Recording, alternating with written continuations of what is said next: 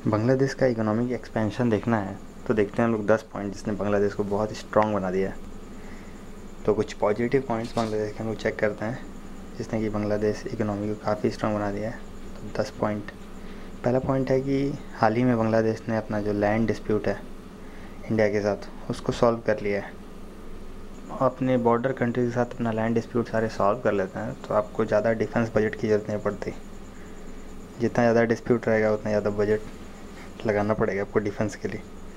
दूसरा important point है कि उसने अपना जो एक्सक्लूसिव इकोनॉमिक जोन का प्रॉब्लम था, जो कितना बाउंड्री रिलेटेड ओशन का, मेरा एक्सक्लूसिव इकोनॉमिक जोन का वीडियो है उसको आप देखेंगे। उसने अपने एक्सक्लूसिव इकोनॉमिक जोन का जो प्रॉब्लम था इंडिया और म्यांमार के साथ जो उसका फंसा हुआ था उसको भी उसने हाल ही में सॉल्व कर लिया है। अभी ये सारे प्रॉब्लम सॉल्व होने के कारण इंडिया म्यांमार जैसी कंट्री के साथ उसका इकोनॉमिक रिलेशन और तगड़ा हो गया है और स्पीड अप कर गया और हम लोग और फ्री मार्केट इकोनॉमिक की तरफ बढ़ते जा रहा है। बांग्लादेश जो है वो $225 बिलियन की इकोनॉमी हो गई है इस साल, जबकि इसी को आप कंपेयर कीजिए एक बड़ी इकोनॉमी पाकिस्तान के साथ जो कि आज $280 बिलियन की इकोनॉमी है। तो अगर बांग्लादेश 10 से 11% से बढ़ता है नॉमिनली, रियल ग्रोथ तो उसका 6.5% के आसपास रहता है, लेकिन नॉमिनल जीडीपी उसका ग्रो करता है 10% के अराउंड। तो अगर 3 साल तक वो 10% का कंपाउंडेड ग्रोथ रेट बढ़ाता जाता है तो 2 से 3 साल में वो पाकिस्तान की इकोनॉमी को पीछे कर देगा, क्योंकि पाकिस्तान की इकोनॉमी बढ़ती तो है 6% से ग्रो करती है, लेकिन उसका जो करेंसी है वो भी 5 to 7% से डिप्रिशिएट कर जाता है। तो उसका जीडीपी वहीं का वहीं रह जाता है, जो नॉमिनल जीडीपी है वो बिल्कुल उस पर इफेक्ट नहीं पड़ता है। बांग्लादेश 5वां पॉइंट है कि उसका टका बहुत स्ट्रांग है। उसका जो करेंसी है वो पिछले 10 साल में ज़्यादा वेरिएशन नहीं, 78 पे टिका हुआ है। $1 = 78 टका, उसमें कोई चेंज नहीं है। वहीं पाकिस्तान की करेंसी 5 to 7% हर साल डिप्रिशिएट कर जाती है, जिसके कारण पाकिस्तान की जीडीपी नॉमिनल जो है वो वहीं पे रह जाती है और बांग्लादेश एक्सपैंड कर जाता है। उसका टोटल जो ग्रोथ है उसके जीडीपी में ऐड हो जाता है। उसके बाद छठा पॉइंट हम लोग देखते हैं foreign exchange reserves. Forex reserves Bangladesh का देखिए अब $28.5 बिलियन है। उसी को कंपेयर करते हैं बड़ी इकोनॉमी पाकिस्तान से, तो उसका फॉरेक्स रिजर्व्स $20.5 बिलियन है। उसके बाद आ जाते हैं हम लोग 7वें पॉइंट, फर्टिलिटी रेट पे।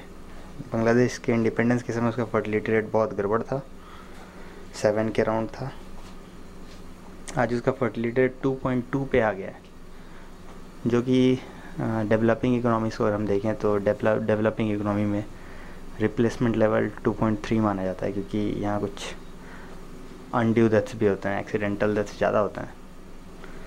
तो वैसे नॉर्मली 2.1 का जो रिप्लेसमेंट लेवल है वो भी बांग्लादेश 2-3 सालों में अचीव कर लेगा। इसका मतलब है कि बांग्लादेश की इकोनॉमी 18 to 19 करोड़ पे जाके स्टेबल हो जाएगी। अभी ये जो हमने आपको बताया काफ़ी पॉइंट्स, जिसमें कि बांग्लादेश का मजबूत रिजर्व्स की बात की, बांग्लादेश का डेप्ट कम है। बांग्लादेश की इकोनॉमी जो है उसका डेप्ट जो है वो 20% के नीचे है, पब्लिक डेप्ट जो है।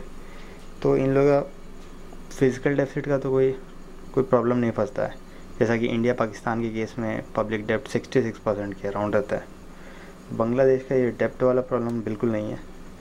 तो ये जो डेप्ट कम है, फॉरेन एक्सचेंज रिजर्व ज़्यादा हैं, तो इन लोगों को जो लोन है वो बहुत आसानी से मिल जाता है। जापान इन लोगों को काफ़ी लोन देती है, काफ़ी क्रेडिट करती है और लगभग बहुत छोटे इंटरेस्ट रेट पे, लेस देन 0.5% पे जापान बांग्लादेश को लोन देने को तैयार रहती है, जो कि एक और मजबूत पक्ष कि उसको लोन बहुत सस्ते में मिल जाता है।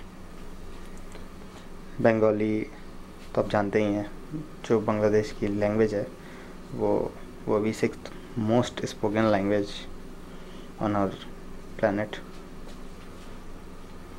इसके 10th पॉइंट हम लोग देखते हैं। बांग्लादेश का सबसे खूबसूरत चीज़ वो अपना जो एनर्जी है, डोमेस्टिक कंजम्पशन है, उसका 55% से ज़्यादा नेचुरल गैस और रिन्यूएबल एनर्जी से निकाल लेता है। जो कि अपने आप में बहुत बड़ी चीज़ है। और ऐसा तो काफ़ी बहुत सारी डेवलप्ड कंट्रीज़ नहीं कर पाती कि 55% प्लस एनर्जी जो है वो स्वच्छ ऊर्जा आप कह लीजिए। नेचुरल गैस भी क्लीन एनर्जी है, और साथ में 5% का इसका बांग्लादेश का टारगेट है रिन्यूएबल एनर्जी का कमिंग 4 to 5 ईयर्स में। तो 55% प्लस एनर्जी कंजम्पशन जो है वो क्लीन एनर्जी है। तो ये भी एक अचीवमेंट है बीइंग अ डेवलपिंग कंट्री। चलिए, थैंक यू।